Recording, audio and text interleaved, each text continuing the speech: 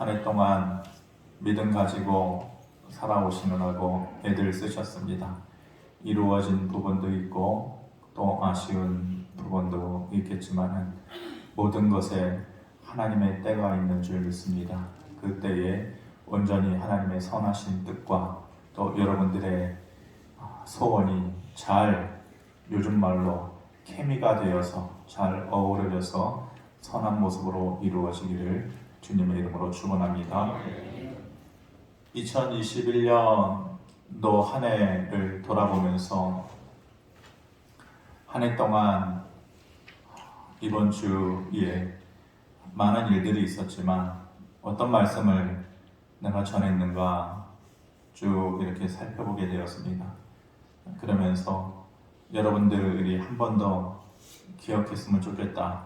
그리고 제 입장에서는 한 번 더 말씀을 전했으면 좋겠다. 나는 몇 편의 설교를 중심으로 오늘 설교를 하도록 하겠습니다. 연초에 하나님은 최후의 복병이다 라는 설교를 했었습니다.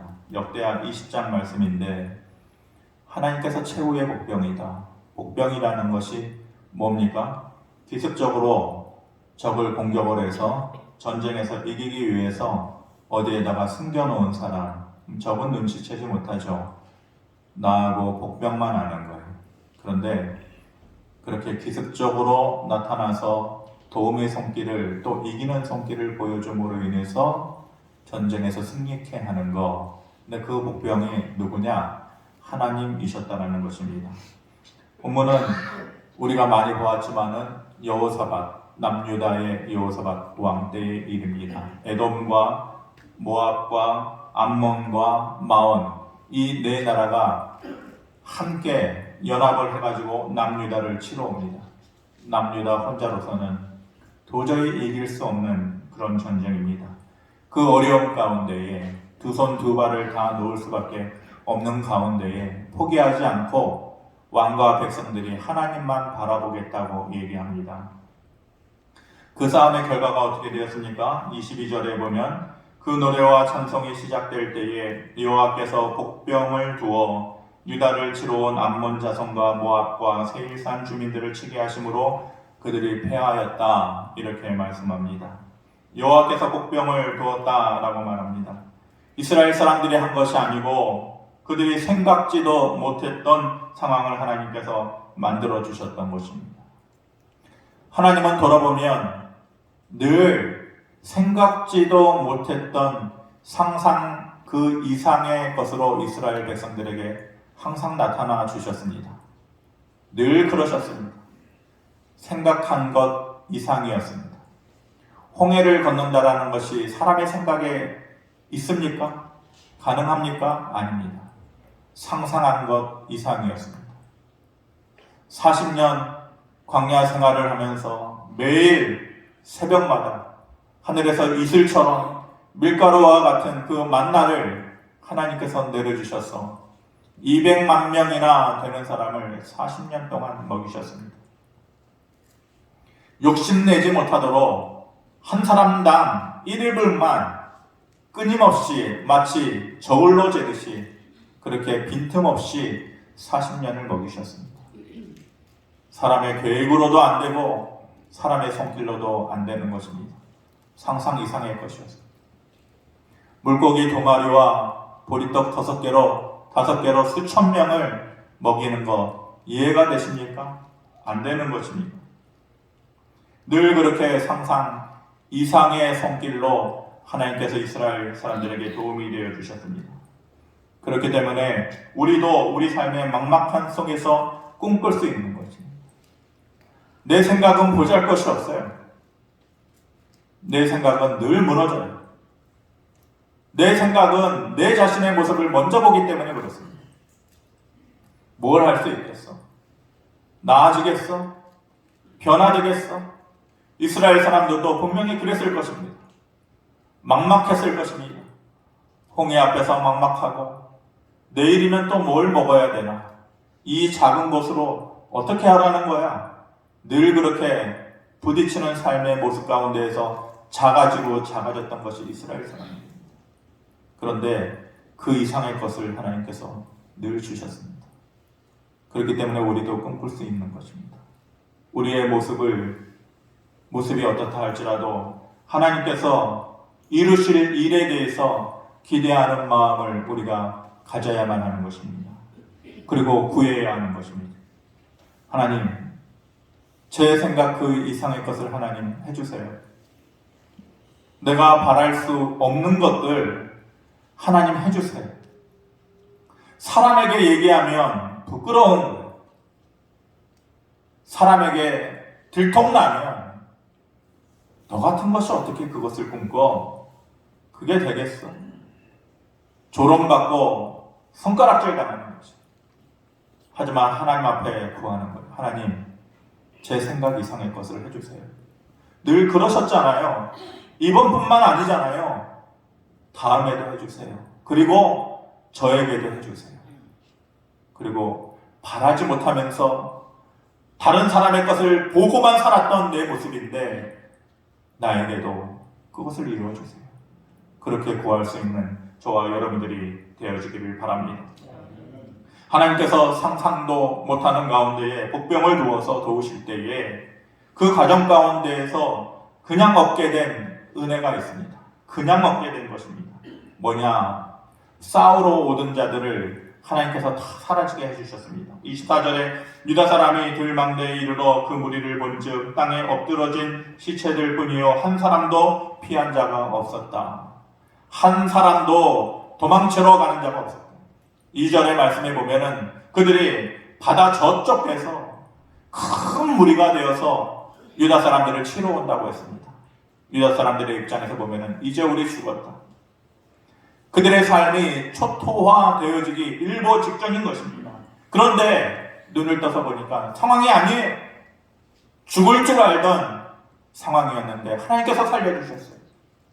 자기들이 한 명도 남지 않고 다 사라질 줄 알았는데 오히려 그들이 다 살아주셨어요. 싸우러 오는 자들을 하나님께서 없애주신 것입니다. 두 번째로 얻게 된 것입니까? 얻게 된 것이 무엇입니까? 인생의 기쁨을 다시 허락해 주셨어요. 27절 말씀에 유다와 예루살렘 모든 사람이 다시 여호사밧을 선두로하여 즐겁게 예루살렘으로 돌아왔으니 이는 여호와께서 그들이 그 적군을 이김으로써 즐거워하게 하셨습니다. 여호와께서 이기게 하심으로 즐거워하게 하셨다는, 우리 인생의 즐거움은 내 스스로 만들 수 있는 것도 있지만은 하나님으로부터만 오는 즐거움이 있습니다. 내가 만드는 인생의 즐거움은 유한해요. 금세 있다가 사라지는 것이에요. 안개처럼. 하나님께서 주시는 즐거움은 깊게 여운이 남는 것입니다. 내 마음속의 즐거움은 사라져도 하나님께서 주시는 즐거움은 생명으로 내 안에 남는 것입니다. 우리에게 세상이 주는 위험 요소들 참 많습니다. 내년에는 아마 더하겠죠. 우리를 대적하면서 큰 파도의 모양으로 싸우러 오는, 마치 전쟁에서의 적군과 같이 우리를 위협하고 힘들게 하는 여러 가지 환경들, 사람들 참 많을 것입니다. 우리 스스로 싸워내고 이겨내기에 버거운 것입니다. 우리 힘만으로는 안 되는 것입니다. 그때 하나님께서 친히 전쟁터에 나와주셔서 복병이 되어주심으로 인하여서 우리를 대신해서 싸워주시고 잃어버린 것들을 다시 되찾게 해주시고 사라졌던 삶의 기쁨을 회복시켜주시는 그 은혜가 여러분들에게, 그 가정에 넘치기를 주님의 이름으로 축원합니다. 오늘 본문 말씀이 아모스 9장 말씀입니다. 그 말씀을 전하면서 기억하실지 모르겠어요. 깍두기여도 살아라 라는 설교를 드렸습니다. 아모스 9장 12절 말씀 같이 한번 읽어보겠습니다. 시작. 그들이 에돔의 남은 자와 내 이름으로 일컫는 만국을 기업으로 얻게 하리라. 이 일을 행하시는 여호와의 말씀이니라. 아멘. 누구를 구원하신다고 하십니까? 에돔의 남은 자라고 얘기합니다. 에돔의 남은 자라 할지라도 내 백성으로 다시 받아들일 것이다. 어저께 성탄 설교에도 에돔 족속들 잠깐 얘기했었죠. 에돔 족속, 에서가 그 조상입니다. 에돔 족속은 버림받았다라고 생각하는 사람들입니다. 우리가 흔히 얘기하는 깍두기입니다. 깍두기. 선택받지 못한 사람들의 대명사, 에돔 사람들, 에돔 족속이라고 할 수 있습니다. 우리가 옛날에 놀이할 때에 편을 갈라서 놀이할 때 여기도 껴주지 않고 저기도 껴주지 않아요. 나이가 너무 어리다고. 그리고 너는 우리 편에 와도 별 소용이 없어. 그래가지고 편 갈라 먹을 때에 끝까지 양쪽 편에서 데려가지 않아서 마지막까지 남은 사람, 별로 도움이 안 되는 사람을 우리가 깍두기라고 말합니다. 에돔이 그랬습니다. 선택받지 못하고 버림받았다라고 생각했던 그런 사람들입니다. 근데 그럴 가운데에서 남은 자들을 두시겠다. 그리고 그 남은 자들을 다시 하나님의 은혜의 울타리 안으로 내가 드리겠다라고 말씀하시는 것입니다. 남은 자가 어떤 자들입니까? 남은 자는 어중이 떠중이 아닙니다. 에돔 족속, 버림받을 수밖에 없는 족속인데 그 중에 남은 자들은 하나님의 은혜의 울타리 안에 들어올 수 있는데 그 사람들이 누구냐? 바로 그들 가운데에서 믿음을 가지고 하나님께 다시 돌아온 자들. 그들은 믿음을 버리고 하나님을 멀리 떠난 자들이었어요. 근데 남은 자란 다시 그 믿음의 끈을 부여잡고 하나님께로 돌아온 자를 얘기하는 것입니다. 세상에 깍두기처럼 사는 사람들 많습니다. 여러분들은 어떻습니까? 여러분들의 삶은 깍두기 인생입니까? 아니면 주류 인생입니까? 저는 제가 깍두기의 삶이었습니다. 깍두기라고 어깨에 깍두기를 생각하시면 안 되고, 제 인생에서 몸부림치고 발버둥치고 그러면서 이루어지지 않는 이상과 현실의 그 차이 속에서 너무나도 힘들어하고 괴롭게 보냈던 시간들이 오래되었습니다. 그때 붙잡을 수밖에 없었던 것이 교회였습니다. 그리고 하나님이었습니다. 도와줄 사람이 아무도 없었습니다. 그때의 생각은 그랬습니다. 도와줄 사람이 없는 게 아니라 그 사람은 나를 도와줄 수 없다. 사랑으로는 해결할 수 없다. 그렇게 생각했었습니다. 그래서 매일매일 새벽 예배를 나눴습니다. 중학교 때에 그 어린, 지금 생각해보면 그 어린 나이에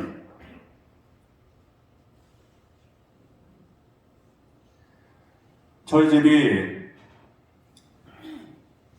거리를 재보니까, 생각해보니까 여기서 한 상도역까지 가는 거리였을 것 같아요. 여러 번 이사를 다니긴 했지만은 거기서 거기 거리니까. 추운 겨울에도 상도역까지 늘 새벽에 그 어린 아이가 교회 가서 마룻바닥에 무릎을 꿇고 기도를 했습니다. 그리고 집에 가서 책가방을 들고 산꼭대기에 있는 대경중학교라는 곳을 갈 때에 그냥 가지 않았습니다. 항상 교회를 들려서 교회 앞에 문고리를 잡고 기도하고 학교를 가고 또 집에 올 때 교회를 들려서 집에 오고 그때는 절실할 수밖에 없었던 것입니다. 사람이 도와줄 수 없다. 하나님만이 도와줄 수밖에 없다. 그때에 분명히 그렇게 생각했습니다. 아마도 하나님 앞에서 그때는 알지 못했지만 제 생각에 돌아보면 하나님께서 아마 저를 그때에 남은 자다라고 생각해 주셨을 것 같아요.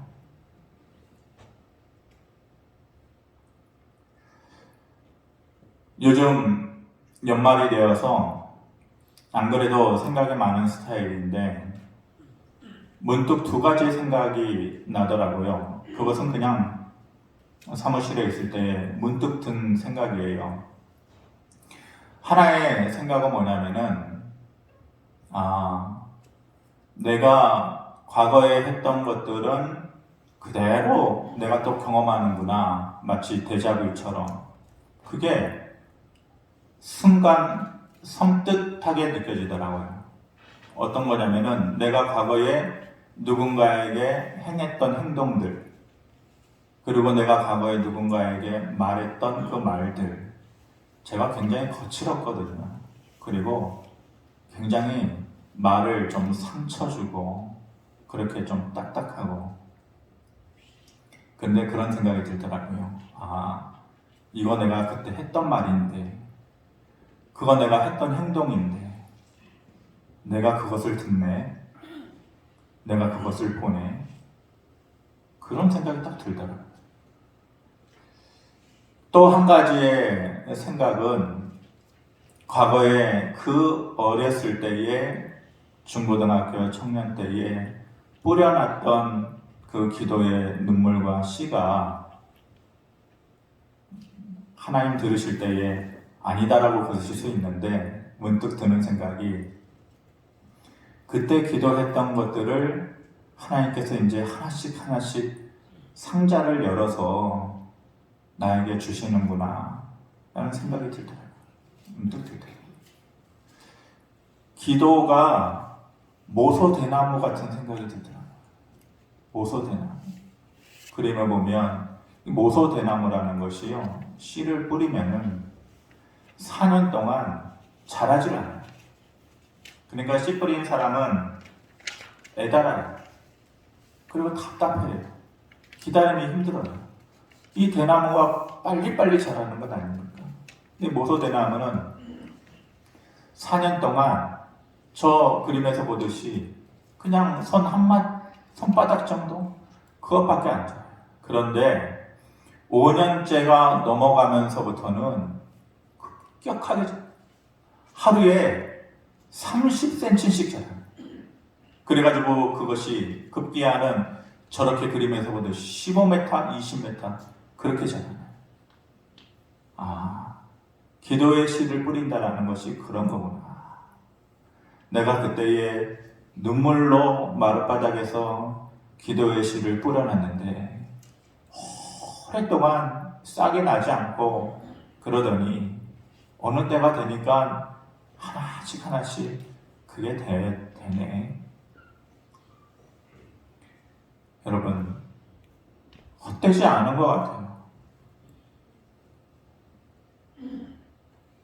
기도의 씨를 뿌리는 것은 헛되지 않아요.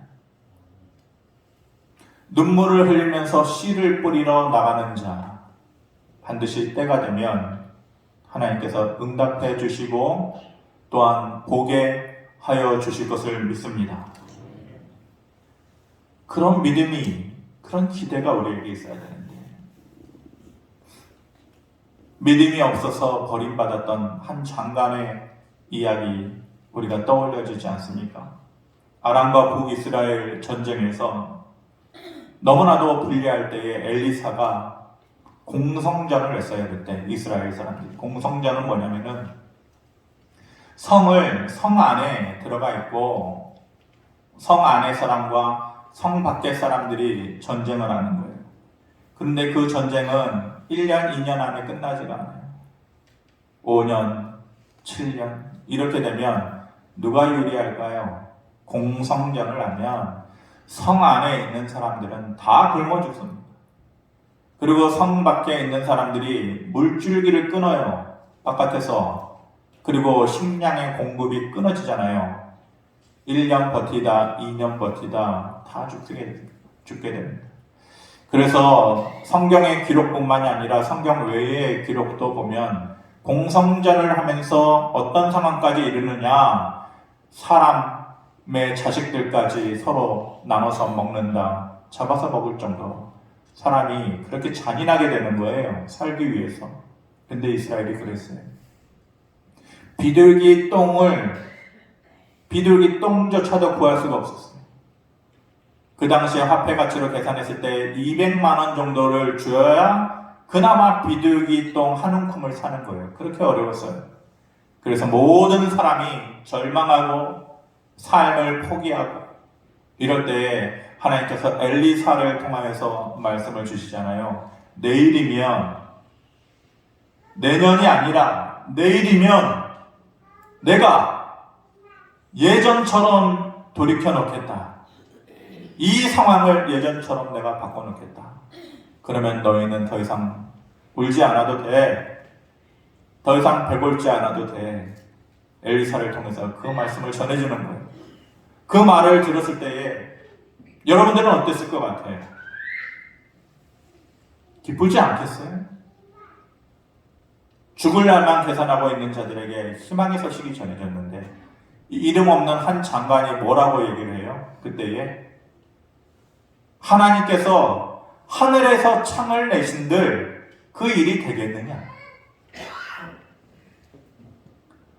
하늘에서 창이 열려서 마치 음식 무더기가 쏟아진들 그 일도 나타나지 않겠지만 그런다고 한들 이 일이 우리에게 이루어지겠느냐? 하나님의 능력이 그렇게 크더냐? 믿는 사람의 입에서 그 말이 나오는 거예요. 엘리사가 뭐라고 합니까? 내일이면 보리라. 하지만 너는 먹지 못하리라. 그래서 그 사람만 죽어요. 보리라. 근데 너는 먹지 못하리라. 모든 사람이 내일이 되어서 먹게 되었을 때에 그 사람만 먹지 못하고 죽는 인생이 됩니다. 우리의 인생이 남들 잘 되는 거 보는 인생이 아니에요. 같이 누려야 하는 인생이에요. 무엇이 동반되었을 때 가능한 것입니까? 하나님을 향한 남은 자의 믿음이 있을 때에 눈물의 기도의 씨를 뿌리는 자에게 그것이 허락되어지는 것. 그리고 하나님께서 이루실 것을 믿는 자에게 이루어지는 것입니다. 성도는 어떠한 상황 가운데서도 최악을 생각하는 사람이 아니에요. 성도는 어떠한 상황 가운데서도 최선을 생각하는 사람. 상황이 어려워졌을 때에 최악을 내닫는, 치닫는 그런 삶이 아니야. 하나님께서 분명히 선으로 이루어 주실 것이다. 최선을 생각하고 기대하는 자. 이 어리석은 장관과 같은 말을 하지 않는 자. 그 사람이 남은 자가 되어서 하나님 앞에서 구원의 손길을 보게 될 것입니다. 마지막으로 나누고 싶은 얘기는 보듬사랑이라는 제목의 설교였습니다. 이사야 46장 4절에 너희가 노년에 이르기까지 내가 그리하겠고 백발이 되기까지 내가 너희를 품을 것이라. 내가 지었은즉 내가 업을 것이요 내가 품고 구하여 내리라. 내가 너희를 지었은즉 어떤 상황 가운데서도 너희를 품고 보듬어 품고 업어주고 구하여 내실 것이다. 그건데 그것을 언제 해주신다고요? 노년이 될 때까지, 너희가 백발이 될 때까지. 왜? 내가 너희를 지었으니까. 너희가 내 백성이니까. 내 자녀니까. 하나님을 멀리하고 그들이 잘못해서 떠난 백성들인데 하나님께서 다시 보듬어 주신다고 말씀하시는 것입니다. 상처를 주고 미움을 주었는데 하나님께서 너 왜 그랬어? 너가 그런 모습으로 내 앞에 와서 도와달라고 손을 벌려? 양심도 없구나. 부끄러워할 줄 알아야지. 그렇게 얘기하는 것이 아니라 하나님께서 너는 내 자녀니까, 내 백성이니까, 내가 지어놓은 자이니까 내가 너를 품어주는 거야. 다시. 그리고 때로는 너의 친구니까. 그래서 우리는 깐부잖아. 내 마음속에 있는 마지막 내 마음의 구슬 한 조각도 너 다 가져. 하나님께서 우리에게 그렇게 말씀해 주시는 것입니다. 사람들은 자기가 원하는 한 가지에 꽂혀서 살아요. 그래서 그것만 해달라고 그래요. 그것만 이루어지기를 바래요. 그 인생에 뭐라고 했습니까? 정답 인생인 것이죠. 정답 인생. 정답은 하나밖에 없어요. 그리고 그 하나를 위해서 몰두하고 기도하고 전전긍긍하고 그렇게 살아가요. 그래서 그것이 이루어지지 않으면, 그대로 되지 않으면 낙심하고 절망하고 하나님 어디 계시냐고 원망하고 그래요. 근데 우리의 인생이 어떻게 정답 인생입니까? 하나의 길만 있는 인생입니까? 아니죠. 우리의 인생은 정답 인생이 아니고 해답 인생이라고 했습니다. 정답은 그 길이 하나밖에 없지만 해답 인생은 해답은 여러 가지가 있어요. 돌아서 가도 목적지로 가는 것이 해답 인생인 것이에요. 내가 바라는 삶의 그 길, 정답은 막혔어도 하나님께서 이루어 주실 해답의 인생은 우리에게 여전히 남아있는 줄 믿습니다. 그러므로 내가 원하는 대로의 삶이 아니라 하나님께서 원하는 대로의 삶을 구하면 분명히 하나님께서 또 다른 살 길을 우리에게 주실 것입니다. 살 길을, 살 수 있는 길을 하나님께서 열어주실 것입니다. 그리고 그 여러 가지 인생의 해답 중에 우리가 이미 받은 게 있어요. 그 인생의 해답은 뭐냐? 하나님. 하나님이 우리 인생에 이미 가장 큰 해답이에요. 그리고 그 하나님을 믿음으로 인해서 그분을 붙잡음으로 인해서 이루어질 또 다른 인생의 좋은 해답이 있을 것을 저와 여러분들이 믿어야 하는 것입니다. 강정호 목사님 우리 교회에 오셨었죠. 책을 펴셨는데 내게 왜 이러세요? 그 책에 소개된 어떤 한 작가의 에세이 내용 제가 말씀드렸습니다. 젊은 여자분이었던 것 같아요. 젊은 나이에 남편을 잃었어요. 두 아이가 있었어요. 두 아이가 있는데 남편이 일찍 삶을 마감했어요. 그런데 그 막막한 삶 앞에 서 있는 그 여인이 이런 얘기를 했어요. 하나님, 이제 우리 아이들에게는 아버지가 없습니다. 하나님이 저 아이들의 아버지가 되어 주십시오. 우리 아이들이 천국에서 자기 아버지를 만날 때까지 하나님이 아버지가 되어 주십시오. 인간의 아버지가 필요할 때에, 아버지의 위로가 필요할 때에, 그리고 때로 아버지의 힘이 필요할 때에 하나님이 저 아이들의 아버지가 되어 주십시오. 그러면서 이렇게 기도한다고. 하나님 왜 그러셨어요?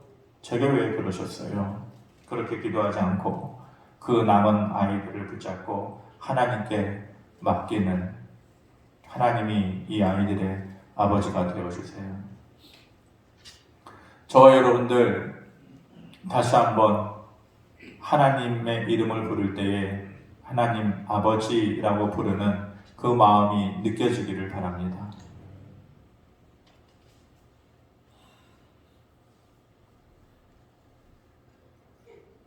지금 돌아가셨는데 장로님, 저희 모교의 장로님이셨어요.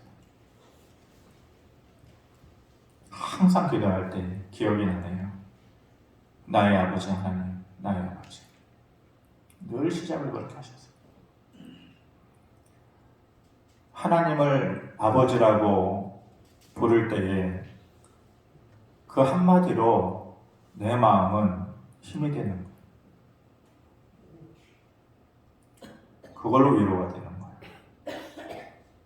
하나님을 아버지로 다시 부를 수 있는 저와 여러분들 되기를 바랍니다.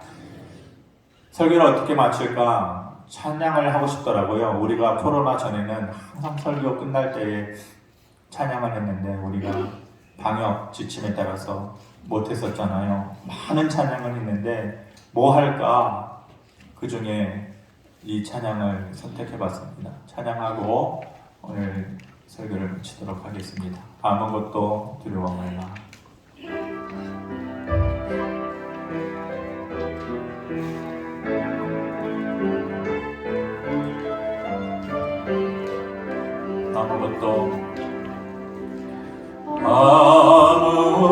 아무것도 두려워 말라. 주 나의 지켜주시니 놀라지 마라 겁내지 마라 주님 나를 지켜주시니 아무것도 다시 아무것도 두려워 말라 주 나의 하나님이 지켜주시니 놀라지 마라 겁내지 마라 주님 나를 지켜주시네 세상에 힘이 겨워 지칠지라도 주님 나를 지켜주시네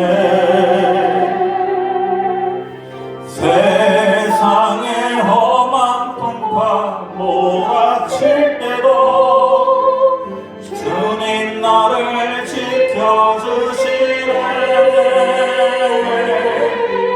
주님은 나의 산성 주님은 나의 요새 주님은 나의 소망 나의 힘이 되시며 내 맘에 힘에 겨워 지칠지라도 주님 나를 지켜주시네 세상에 험한 풍파 몰아칠 때도 주님 나를 지켜주시네 주님은 나의 산성 주님은 나의 요새 주님은 나의 소망 나의 힘이 되시며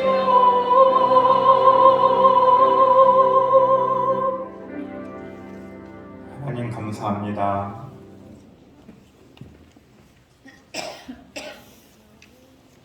우리의 마음이 힘에 겨워 지칠지라도 주님은 우리의 삶에 요새가 되시고 또 산성이 되시고 때로는 우리의 피할 피난처가 되시는 줄 믿습니다.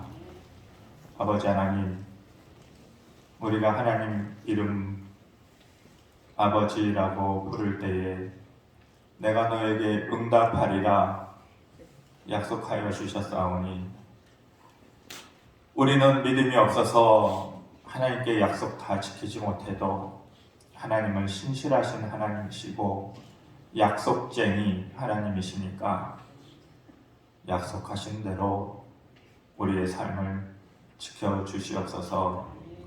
예수 그리스도의 이름으로 기도하옵나이다. 아멘.